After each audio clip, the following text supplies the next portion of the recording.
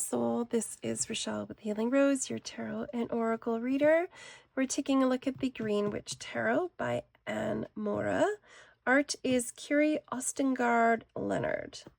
So it is a Llewellyn deck, so it comes in one of these great big boxes. I think this is a couple of years old now. Gorgeous. Oh, I love the color of this book, and I honestly wish like the box should be this color. I feel like the back of the deck should be this color, but that's just me. I feel like the box could have, yeah. It is just gorgeous.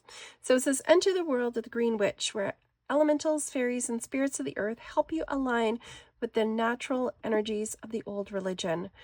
With the turn of each card, the Green Witch Tarot opens a channel between the reader and the spiritual beings of nature, beautifully illustrated and accompanied by a comprehensive guidebook for easy interpretation. This deck unlocks the energetic wisdom you can use to find the answers you seek. So it's 78 cards, and they're not in order. I'm going to tell you that right now because I've been playing with it. Since I got it. I did lose my voice right after purchasing this deck for several weeks, so I wasn't going to wait because I'm not a patient person like that. I wish I was, but I'm not. So this is our typical Llewellyn cardstock. It's very floppy, and this is a glossy version, but Llewellyn cardstock does hold up very, very well. So I'm not too worried about it. Some people I know sometimes are like, oh, it's really thin. And I think they're used to like the heavyweight stuff like Hay House and a lot of the independent decks. And a lot of the newer decks like are publishing with this thicker cardstock. And honestly, the deck's already so chunky. Like, you know, it will be fine without it. This is such a beautiful deck. I love that our little scrolly at the bottom where we have our words is in this brighter green, so it's easy to read the white off the green. A lot of I noticed in the last year, the couple of Llewellyn decks that I've gotten, they have a sort of golden brown color, and then they put black fine font on it, and it's actually much harder to to kind of read and go through. So we have changed some of the titles. We have pentacles, wands, chalices instead of cups, and then athames instead of swords. But I mean, it's still a knife, so it seems pretty obvious it's a blade. We've got our moon and our star, our high priestess.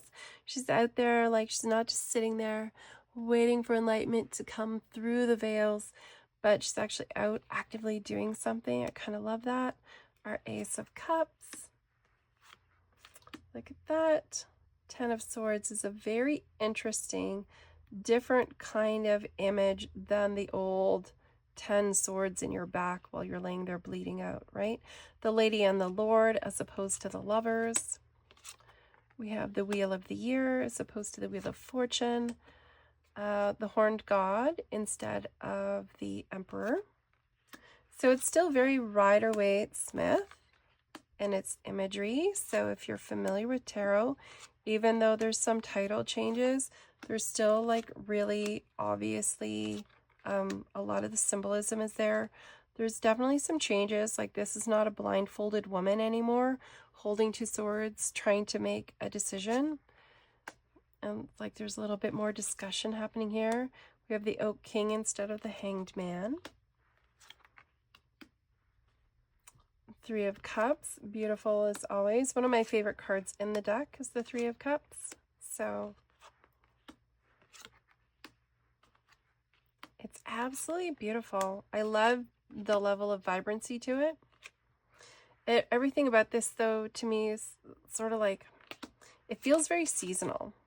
Like it feels like there's a lot of an autumn feel in the deck throughout, like the chalices, the pentacles, so 20 is the harvest, which is quite interesting, instead of the Judgment card. So and the Wild Hunt instead of the Tower. So I'm actually really curious what the book says about that. I haven't had a chance really to read every card in the book. I've only been reading the ones that come out in my readings that I've been doing for myself. This Queen.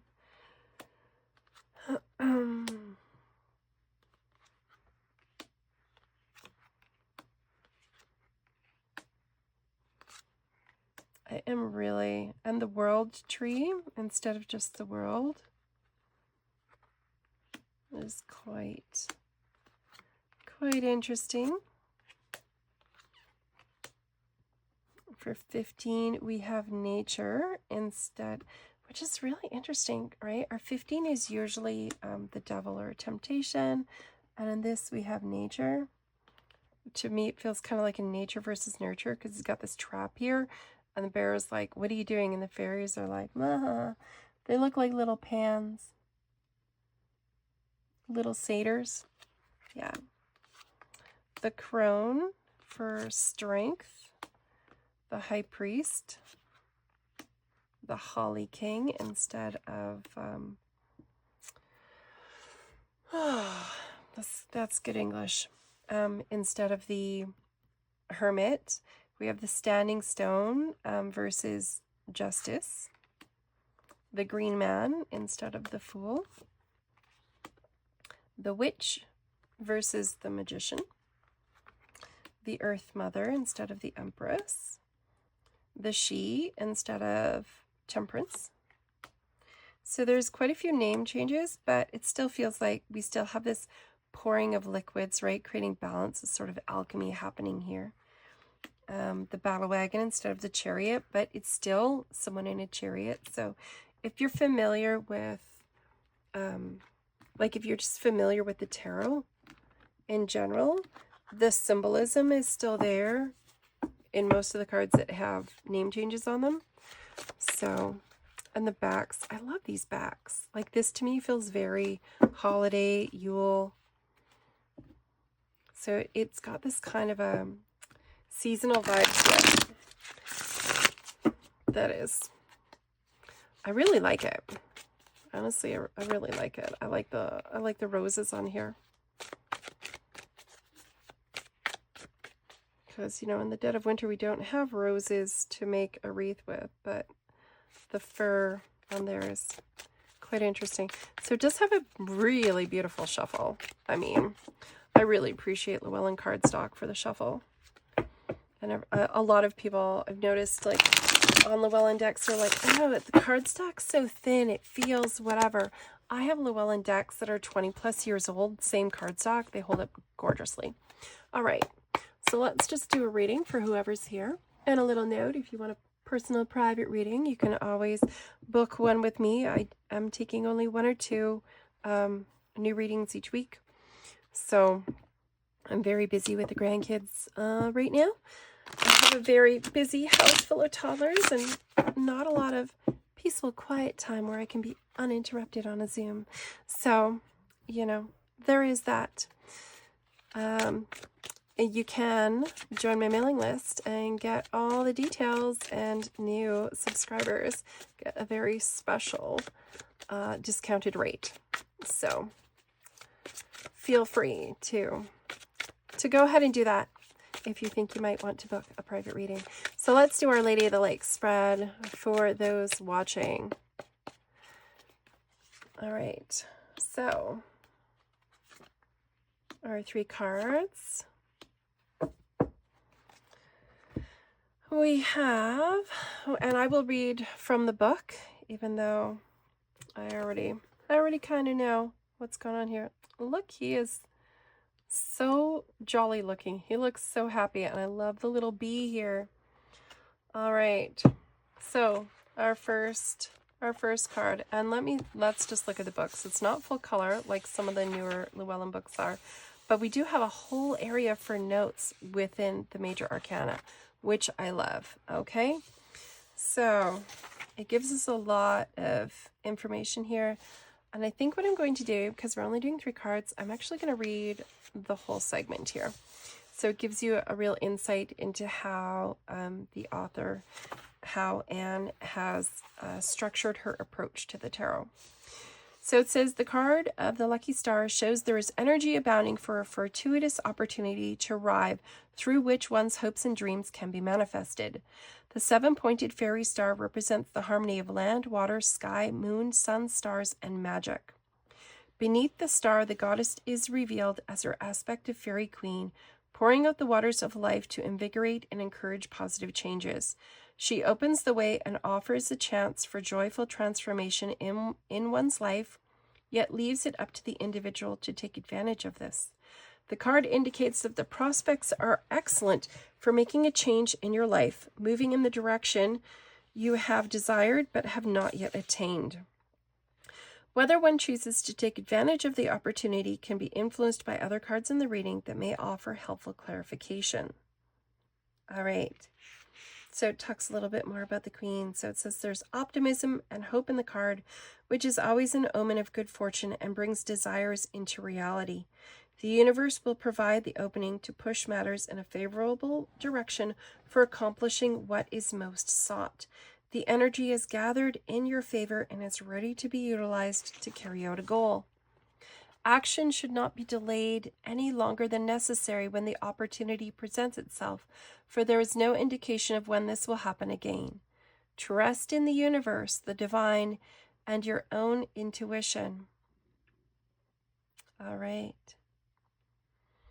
So it says an opportunity to manifest hopes and dreams, inspiration, creativity, talent recognized, positive energy, unexpected help, new ideas, gain a wish, positive future, bright prospects, a chance to start over.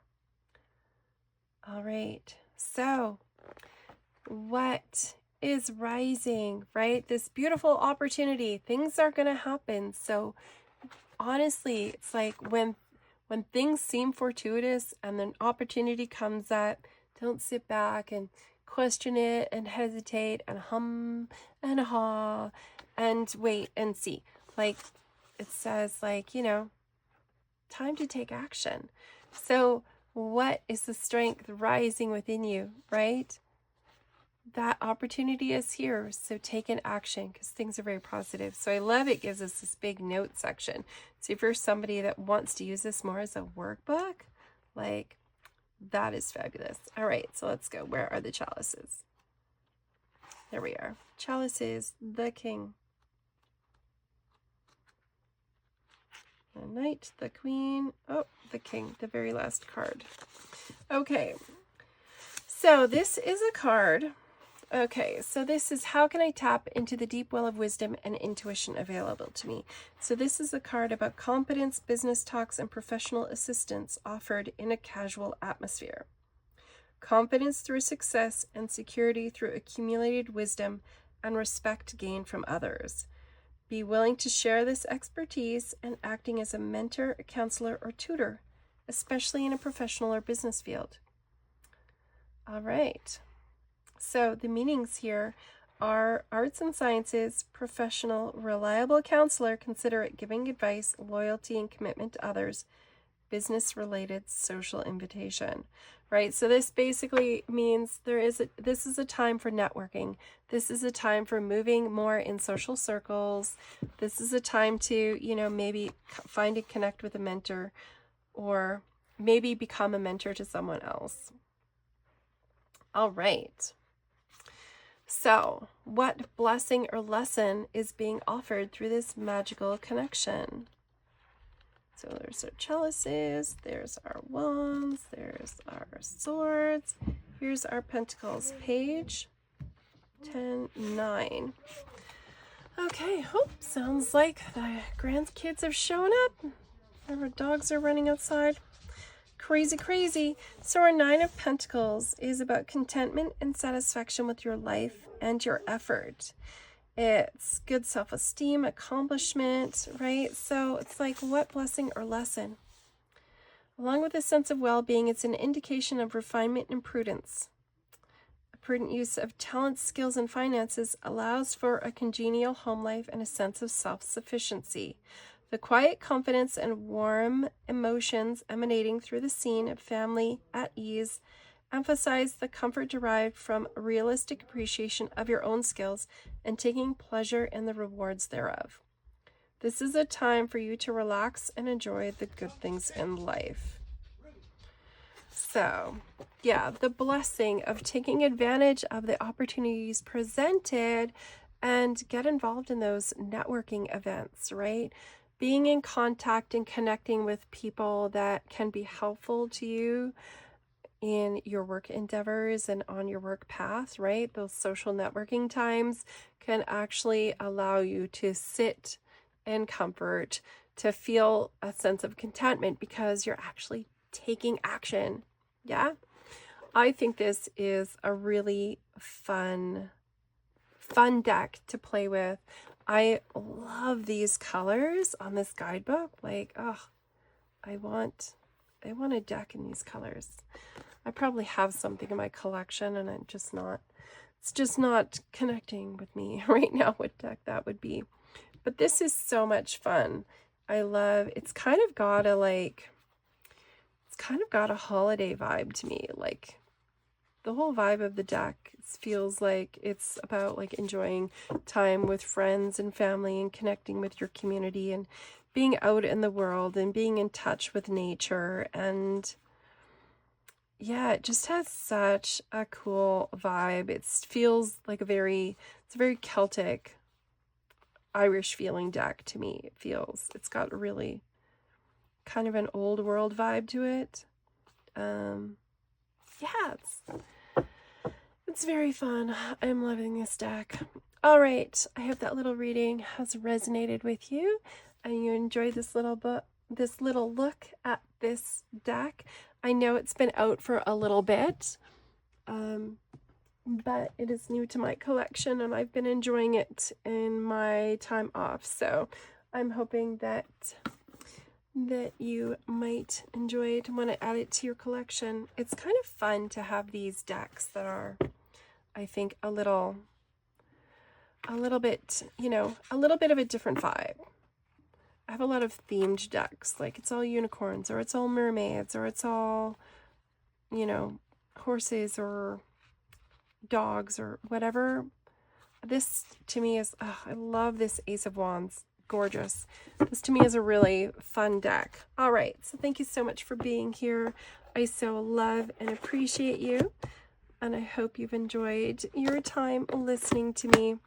May you have a wonderful week. May you have an absolutely fabulous day. Take care.